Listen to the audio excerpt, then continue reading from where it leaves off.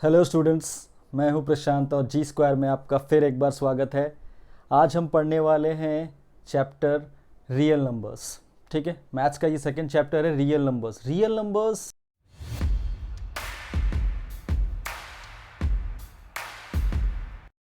जैसा कि नाम में ही सेंस आ रहा है, रियल। रियल मतलब कि इज़ इट रियल हम कहते हैं, यानी कि जो एग्जिस्ट करता है। कहाँ एग्जिस्ट करता है? नॉर्मली जो हम नंबर को शो करने का एक तरीका होता है हमारा through number line. What is number line? Number line is a pictorial representation of a number on a horizontal line. जैसे कि बताता हूँ मैं आपको, ये एक pictorial representation of the number on a number line करते हैं हम लोग। यहाँ पर ज़ीरो रखते हैं सेंटर पे, ये 1 2 3 4 5 and so on.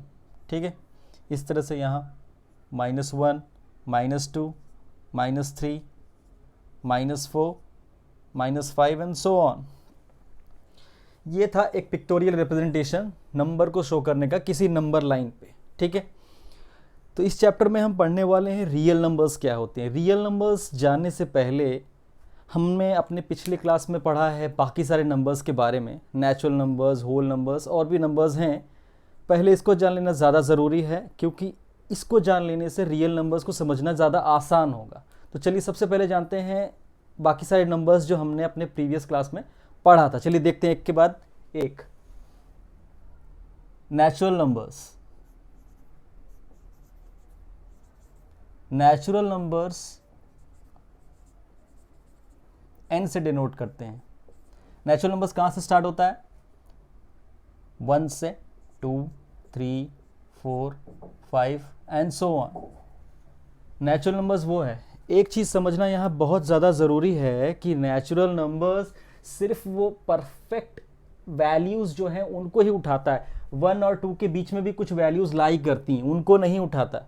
Natural numbers मतलब सिर्फ जो परफेक्ट फिगर्स होते हैं उनको ही लेने वाला नेचुरल नंबर का सेट होता है। नेचुरल नंबर्स में वही नंबर्स आते हैं, यानी कि 1 से लेके इन्फिनिटी तक पॉजिटिव में सारे नंबर्स को ही लेगा, सिर्फ ये उनकी बीच की वैल्यूज़ को नहीं लेगा।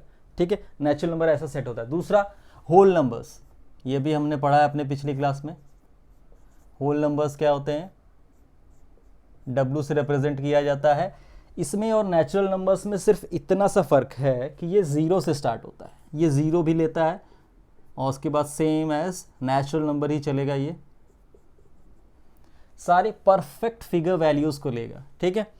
तीसरा, इंटीजर्स। इंटीजर्स क्या होते हैं?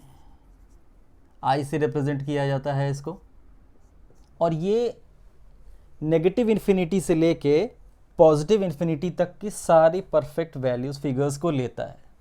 ठीक है, यानी कि यहाँ से माइनस इन्फिनिटी से लेके ये सारी वैल्यूज़ लेते हुए प्लस इन्फिनिटी तक। ठीक है, तो इसको हम लिखते हैं -2 -1। ये इंडिकेट कर रहा है कि नंबर लाइन में जितनी भी परफेक्ट वैल्यूज़ फिगर्स हैं उन सबको कंटेन कर रहा है, यहाँ से यहाँ तक, यहाँ से प्लस इन्फिनिटी, यहाँ से माइनस इन्फिनिटी।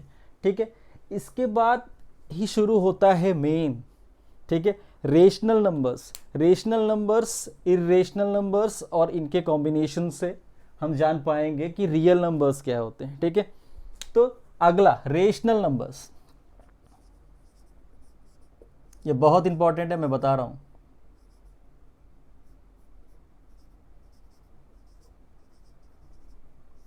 क्यू से रिप्रेजेंट किया जाता है रेशनल नंबर्स। रेशनल नंबर्स मैंने पहले भी क्लासेस में बताया हुआ है, फिर से बता रहा हूँ। Rational numbers are the numbers which can be expressed in the form of P/Q, जहाँ की Q जो है वो एलिमेंट ऑफ इंटीजर होता है, यानी कि Q कोई ना कोई इंटीजर होगा और Q नॉट इक्वल टू 0 होगा। ये दो कंडीशन लगी होती हैं, यानी कि रेशनल नंबर्स वो हो गए जो P/Q फॉर्म में रिप्रेजेंट कर सकते हैं, जहाँ पर Q इंटीजर होगा और नॉट इक्वल टू 0 होगा। Q 0 होना ही नहीं चाहिए, वरना ये वैल्यू अनडिफाइन हो जाएगी। ठीक है, तो ये हो गया रेशनल नंबर। अब रेशनल नंबर को हम यानी कि फ्रैक्शन के फॉर्म में डिनोट करते हैं। अगर मैं आपसे कहूँ कि ये -4 5 -4 3 -2 जो भी नंबर्स हैं, ये परफेक्ट वैल्यूज़, क्या ये रेशनल नंबर्स में आती हैं? तो सबसे पहले क्वेश्चन जाएगा, क्या ये पी अपॉन क्यू के फॉर्म में रिप्रेजेंट की जा सकती हैं?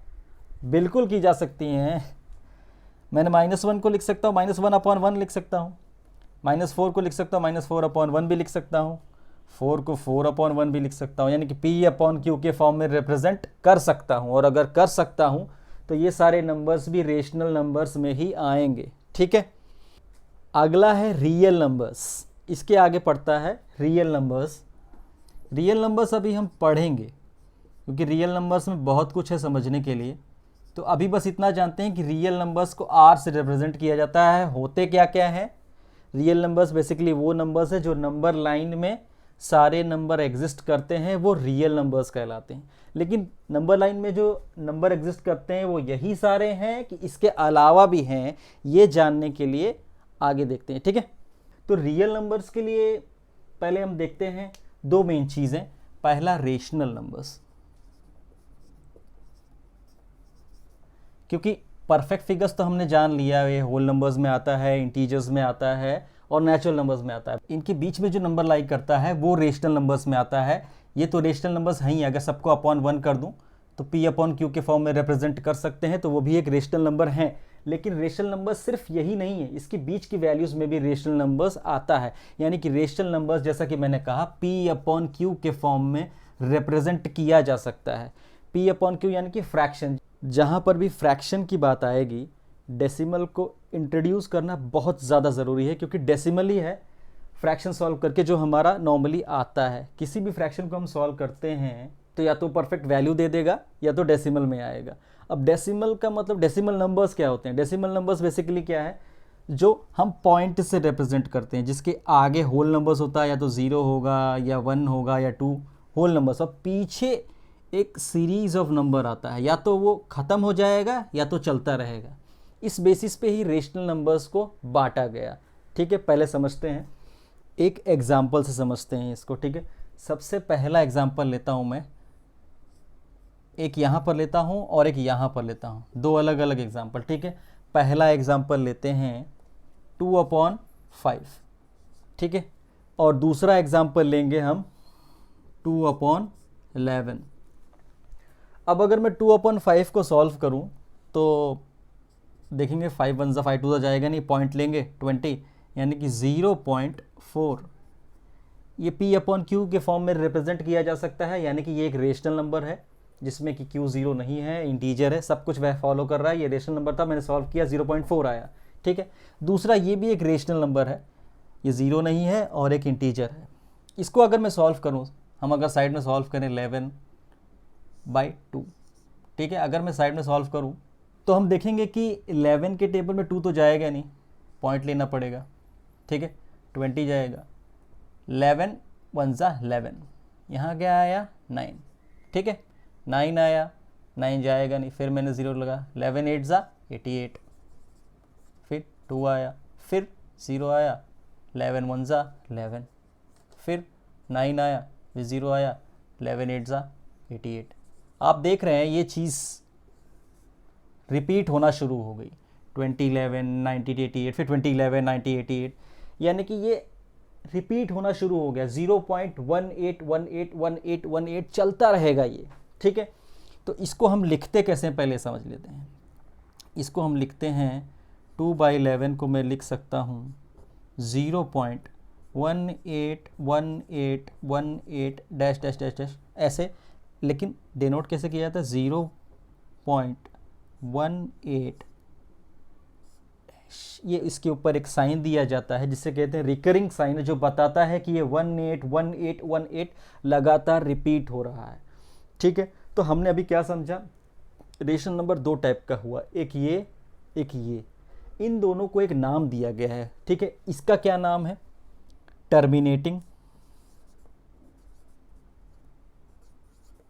Terminating rational number.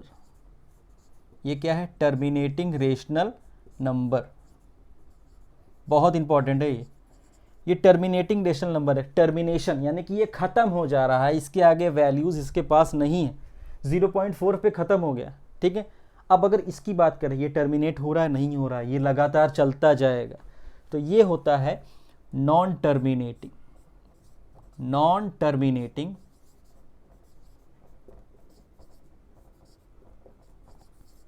आगे लिखते हैं रिकरिंग। रिकरिंग क्यों कहा गया? Non terminating recurring type of rational number, यानी कि ये नॉन टर्मिनेटिंग है, टर्मिनेट नहीं होगा और एक पार्ट इसका बार बार रिपीट होता रहेगा। ठीक है, ये हो गया terminating rational numbers and non terminating recurring type of rational number. ये दो मेन टाइप के रेशनल नंबर हुए, यानी कि नंबर्स में आपने समझ लिया कि रेशनल नंबर्स वो हुए, एक टर्मिनेटिंग और एक नॉन टर्मिनेटिंग रिकरिंग। इसके अलावा नंबर्स में और क्या आ सकता है? ये सारी वैल्यूज 0.4 है, हमें पता है 0 और 1 के बीच में आएगा। 2/11 0.188, ये भी 0 और 1 के बीच में आएगा। 0.188 यानी कि यहीं पर कहीं होगा, ये लाई करेगा। इसके अलावा क्या और नंबर बन सकता है? अगर हम सोचें, एक तो टर्मिनेटिंग हो गया जो सॉल्व होके पूरा आ जाएगा, एक नॉन टर्मिनेटिंग हो गया। इसके अलावा क्या हो सकता है? इसके अलावा एक और तरीका है नंबर्स जिसको कहते हैं नॉन टर्मिनेटिंग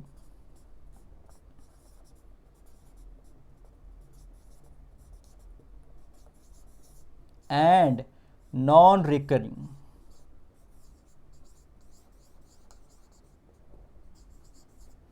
ये भी एक बहुत इंपॉर्टेंट टाइप ऑफ नंबर है। अब रेशनल नंबर में तो दो ही हो सकता है, टर्मिनेटिंग जो खत्म हो जाता है, नॉन टर्मिनेटिंग रिकरिंग जो खत्म नहीं होता और एक ही चीज बार बार रिपीट होती रहती है।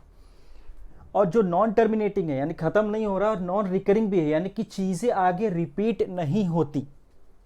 ध्यान देना, चीजें आगे रिपीट नहीं होती, यानी कि डेसिमल के बाद जो भी पैटर्न आएगा वो चाहे सिंगल हो चाहे डबल हो या चार चार का भी कभी कभी नंबर्स रिपीट होता है, लेकिन यहाँ पर वो नंबर्स रिपीट होंगे ही नहीं। यानी कि हर बार इन्फिनिटी तक नंबर जाता रहेगा लेकिन कोई भी नंबर का पैटर्न रिपीट नहीं होगा। मेरी बात ध्यान से सुनना, कोई भी नंबर का पैटर्न रिपीट नहीं होगा। वो आता है इर्रेशनल नंबर्स, यानी कि टर्मिनेटिंग टाइप ऑफ अगर फ्रैक्शन है तो रेशनल नंबर्स हो गया, नॉन टर्मिनेटिंग रिकरिंग हो गया, रेशनल नंबर्स हो गया। और जो नॉन टर्मिनेटिंग तो है साथ साथ नॉन रिकरिंग, यानी कि जिसमें डेसिमल के बाद रिपीट नहीं हो रहा है कोई भी टर्म, वो होता है non terminating as well as non recurring, which is called as irrational numbers. इसको हम कहते हैं इर्रेशनल नंबर्स। ये एक बहुत इंपॉर्टेंट टॉपिक है, इर्रेशनल नंबर्स। ठीक है, इसको आगे हम समझते हैं। तो आइए देखते हैं इर्रेशनल नंबर्स। जैसा कि मैंने पहले ही कहा, इर्रेशनल नंबर्स का मतलब है जो नॉन टर्मिनेटिंग हो। फिर से लिख रहा हूँ, नॉन टर्मिनेटिंग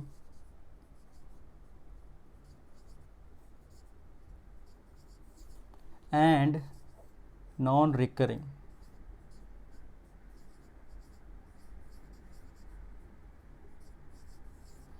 नॉन टर्मिनेटिंग भी है और नॉन रिकरिंग भी है, यानी डेसिमल के बाद कोई भी पैटर्न या फिगर का पैटर्न रिपीट नहीं होगा। ठीक है, जैसे कि नॉर्मल इसमें जितनी भी रूट की वैल्यूज़ होती हैं, जैसे √2 अगर मैं कहूँ तो 1.4142 डैश डैश डैश डैश, ये वैल्यूज़ कभी भी कोई भी वैल्यूज़ रिपीट नहीं होगा। हर बार अलग अलग अलग अलग अलग अलग फिगर आएगा लेकिन कभी ये रिपीट पैटर्न में नहीं आएगा। √2 जैसे √3 हो गया हमारा 1.732050 डैश डैश, आगे बहुत सारी वैल्यूज़ हैं लेकिन कभी भी कुछ भी रिपीट नहीं होगा। यानी कि नॉन टर्मिनेटिंग तो है लेकिन नॉन रिकरिंग भी है, कोई भी चीज़ रिपीट नहीं हो रही है। सिंपल है समझने के लिए, रूट की कोई भी वैल्यूज़ होगी जो सॉल्व नहीं हो रही है। ऐसा नहीं, अगर मैं कहूँ √4 कहूँ, √4 तो 2 आ गया ना, ये तो कंप्लीट फिगर है, ये तो रेशनल नंबर्स में आ गया, नेचुरल नंबर्स में आ गया। जो सॉल्व नहीं होती, जिसका हमको डिवीजन मेथड से रूट निकालना पड़ता है, √2 √3, ये सारी वैल्यूज़ देखो 1.4 है यानी कि 1 और 2 के बीच में है। ये √3 है, ये 1.7 यानी कि ये भी यहीं पर होगा 1 और 2 के बीच में। ये सारी वैल्यूज़ हैं जो ख़त्म ही नहीं होंगी। तो ये हो गए इर्रेशनल नंबर्स। अब हमको समझ में आ गया कि है क्या real numbers is a mixture of rational and irrational numbers. ठीक है, अब देखते हैं कि डेसिमल फॉर्म को कन्वर्ट करना हो रेशनल फॉर्म में। ये बहुत जगह पूछा जाता है, डेसिमल फॉर्म को रेशनल फॉर्म में कैसे कन्वर्ट करेंगे। तो इसका एक तरीका देख लेते हैं। कहीं पर भी अगर कोई डेसिमल फॉर्म आती है रेशनल नंबर्स में तो उसको हम कैसे कन्वर्ट करेंगे P/Q के फॉर्म में। ठीक है, तो चलिए नेक्स्ट देखते हैं कि किसी भी डेसिमल जो कि रिकरिंग है, यानी कि डेसिमल के बाद वैल्यूज़ रिपीट हो रही हैं, रिकरिंग इसका मतलब ही होता है कि रिपीट हो रही हैं, उसको पी अपॉन क्यू के फॉर्म में रिप्रेजेंट कैसे करेंगे। क्योंकि मैंने अभी भी बताया आपको कि डेसिमल के बाद अगर पैटर्न रिपीट हो रहा है तो वो रेशनल नंबर में ही आता है। कौन से रेशनल नंबर में? Non terminating and recurring type में। ठीक है, तो चलिए देखते हैं। मैंने लिखा 1.513 और ऊपर साइन लगा है रिकरिंग। ठीक है, ये एक एग्जांपल ले लेते हैं। 1.513 रिकरिंग यानी कि 1.513, 513, 513, 513 ये वैल्यूज़ ऐसे चल रही है। ठीक है, ये तो समझ में आ गया कि ये एक रेशनल नंबर है। ठीक है, क्योंकि ये नॉन टर्मिनेटिंग है और एक ही चीज़ बार बार रिपीट हो रही है तो रिकरिंग है। और अगर ये रेशनल नंबर है तो ये पी अपॉन क्यू के फॉर्म में रिप्रेजेंटेबल होना ही चाहिए। ठीक है, वो कैसे करेंगे ये देखते हैं, क्योंकि ये क्वेश्चन पूछ लिया जाता है कि इस डेसिमल को कैसे रिप्रेजेंट करेंगे पी अपॉन क्यू के फॉर्म में, तो उसका तरीका देखते हैं। तो जब भी ऐसा है 1.513 जिसमें से 513 डेसिमल के जस्ट बाद की वैल्यू रिपीट हो रही है, ये बात ध्यान देना पड़ेगा। डेसिमल के जस्ट बाद की वैल्यू रिपीट अगर हो रही है तो जितनी भी वैल्यू रिपीट हो रही है वो हम देख लेंगे। पहले ये कितनी वैल्यू रिपीट हो रही है? 3। तो पहले इसको लेट कर लेते हैं, इस वैल्यू को लेट कर लेते हैं x मान लिया कि हमने ये है। अब इस 3 वैल्यू को हमको डेसिमल के इस तरफ ले आना है, यानी कि डेसिमल को इन 3 वैल्यूज़ के आगे ले जाना है। हमेशा ध्यान रखना जितना पार्ट रिपीट हो रहा है, अगर इसको मैं ये भी लिख सकता हूँ x is equal to 1.513 dash dash, आगे 513 जाता रहेगा। ठीक है, अगर मैं पॉइंट के बाद की बात करूँ तो पॉइंट के बाद हमेशा आता है 10th, 100th एंड 1000। ये 3 वैल्यूज़ आ रही है, जिसको मुझे हटाने के लिए इसको मल्टीप्लाई किससे करना पड़ेगा? 1000 से। ठीक है, तो यानी कि यहाँ मैंने मल्टीप्लाई किया 1000 से और यहाँ भी मैं मल्टीप्लाई कर दूंगा 1000 से। तो क्या हो जाएगा ये 1000x is equal to 1513.513 recurring. सिर्फ मैंने 513 एक बार हटाया, बाकी 513 आगे रिपीट होता रहेगा। ठीक है, इतना करना, पहले उसको एक्सलेट कर लेंगे और जितना पार्ट रिपीट हो रहा है उसका डेसिमल यहाँ से यहाँ खिसकाना है, यानी कि 10th, 100th, 1000, तो 1000 से मल्टीप्लाई कर देंगे। ठीक है, याद रखना डेसिमल के इस तरफ हम जब जाते हैं तो यूनिट, टेंस, 100, 1000 जाते हैं, लेकिन इस तरफ जब जाते हैं तो 10th, 100th, 1000th 1 upon times जाते हैं, क्योंकि यहाँ से फ्रैक्शन स्टार्ट होता है बनना डेसिमल के बाद वाले पार्ट में। तो 10th, 100, 1000 से मल्टीप्लाई करेंगे।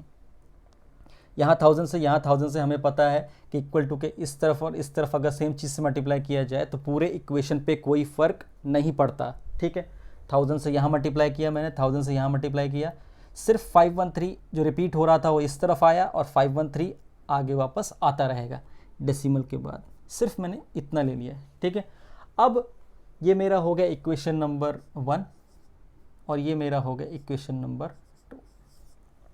अब मैं क्या करूँगा, equation number 2 minus equation number 1 करूँगा।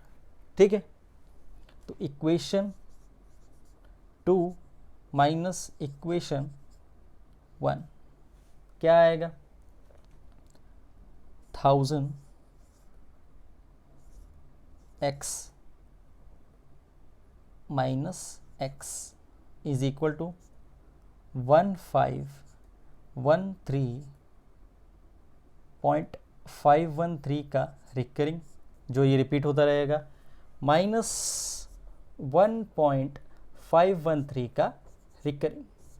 अब देखिए इसको माइनस कैसे करेंगे, सिंपल है, 1513 डेसिमल लगा के 513 ये रिकरिंग है, माइनस हो जाएगा 1.513 का रिकरिंग।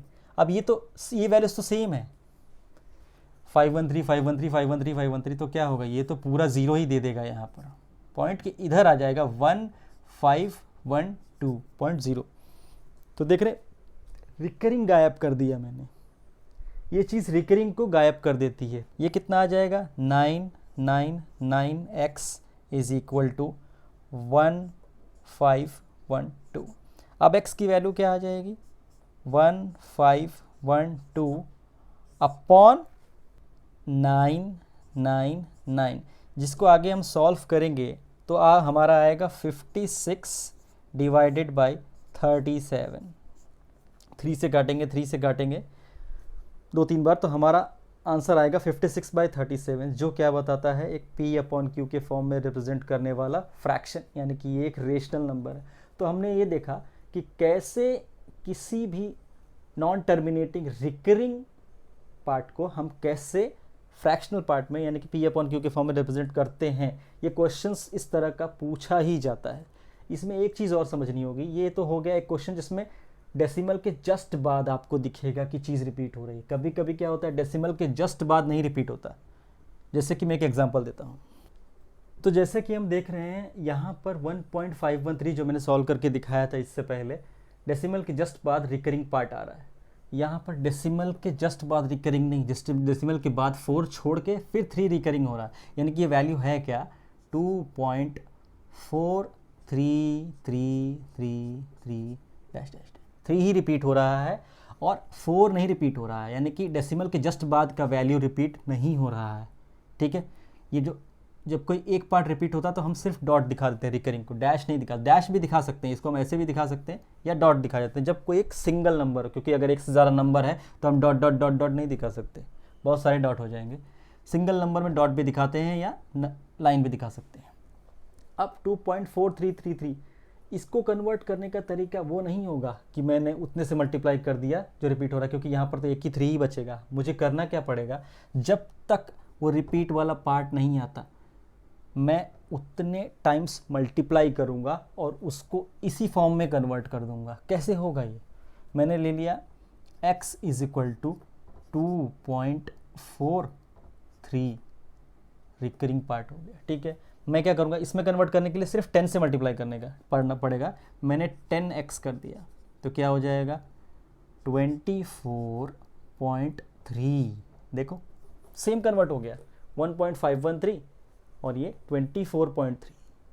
ठीक है, अब सेम पार्ट मैं ये देख रहा हूँ कि रिपीट क्या हो रहा है 3, यानी कि 10th पार्ट ही रिपीट हो रहा है। क्या 10th पार्ट ही रिपीट हो रहा है, तो मेरा इक्वेशन 1 इसमें क्या बनेगा ये, क्योंकि इक्वेशन 1 हमेशा यही रहता है, डेसिमल के जस्ट बाद रिकरिंग जहाँ रिपीट हो रहा है। यहाँ पर डेसिमल के जस्ट बाद रिपीट हो रहा है, क्वेश्चन नंबर 1 हुआ। अब मेरा इक्वेशन नंबर 2 क्या होगा, इसी में फिर से हम क्या करेंगे, मल्टीप्लाई कर देंगे 10 से, तो ये क्या हो जाएगा 100x। इसमें मैं मल्टीप्लाई कर रहा हूँ, मल्टीप्लाइंग 10 ऑन बोथ साइड। ठीक है, मल्टीप्लाइंग 10 ऑन बोथ साइड क्या हो जाएगा, यहाँ 100x = 243.3 फिर रिकरिंग में लग गया। सिंपल था, ये इक्वेशन मेरा 2 बन जाएगा।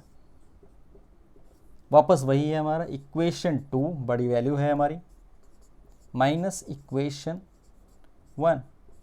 ठीक है, तो यहाँ पर इक्वेशन 2 क्या हुआ, 100x माइनस 10x = 243.3 का रिकरिंग माइनस 24.3 का रिकरिंग।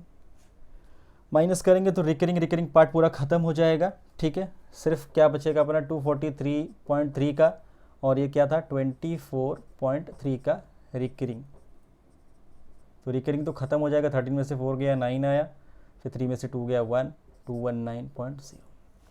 तो ये आ जाएगा 100 - 10 आ जाएगा यहाँ 90, 90x = 219। तो x की वैल्यू आ जाएगी 219 डिवाइडेड बाय 90। ठीक है, तो यहाँ पर भी हमने P/Q के फॉर्म में रिप्रेजेंट किया किसको, इस नंबर को। ठीक है, इस नंबर को P/Q के फॉर्म में रिप्रेजेंट किया मैंने 219/90। ये तब था जब रिकरिंग पार्ट डेसिमल के जस्ट बाद नहीं था, तो मैं उसमें कन्वर्ट कर लूँगा, डेसिमल के जस्ट पार्ट को वहाँ ले आऊँगा। मैंने क्या किया 10 से मल्टीप्लाई किया तो 24 फिर रिकरिंग पार्ट, जैसे यहाँ था जो मैंने पहले सॉल्व करके दिखाया था। तो यहाँ ये पहला इक्वेशन हुआ और फिर रिकरिंग पॉइंट को एक बार आगे लेके वापस रिपीटेटिव पार्ट छोड़ देना दूसरा स्टेप हुआ। और फिर इनको माइनस करना। उससे होता क्या है, सिर्फ रिकरिंग पार्ट हट जाता है, क्योंकि ये पूरा पूरा माइनस हो जाएगा। जितनी बार 3 होगा पूरा सबको 0 ही कर देगा। तो बचेगा क्या, सिर्फ रिकरिंग छोड़ के बाकी पार्ट, जिसको हम सॉल्व करके निकाल लेंगे फ्रैक्शन।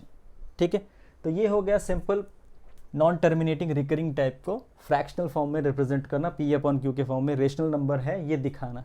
ठीक है, तो स्टूडेंट्स आज हमने समझा कि रेशनल नंबर्स क्या होते हैं। 2 टाइप बेसिकली, एक था टर्मिनेटिंग, एक था नॉन टर्मिनेटिंग रिकरिंग टाइप। जो मैंने तीसरा एक बताया आपको कि नॉन टर्मिनेटिंग भी होगा और नॉन रिकरिंग भी होगा, जो इरेशनल में आएगा, जो रूट की सारी वैल्यूज़ होती हैं, √2, √3, √5, ये सारी वैल्यूज़ क्या आएंगी, non terminating and non recurring. मतलब टर्मिनेट तो नहीं हो रही हैं, लेकिन डेसिमल के बाद किसी भी पैटर्न में रिपीट भी नहीं हो रही हैं, रूट की सारी वैल्यूज़ होती हैं उसमें। ठीक है, अब रूट की सारी वैल्यूज़ उसमें होती हैं, तो ये समझना ज़रूरी कि रूट की क्या सारी की सारी वैल्यू जो रूट में होंगी या रूट में आएंगी, वो क्या सारी की सारी इरेशनल ही होंगी, ये समझना बहुत ज़रूरी। तो इसके लिए देख लेते हैं।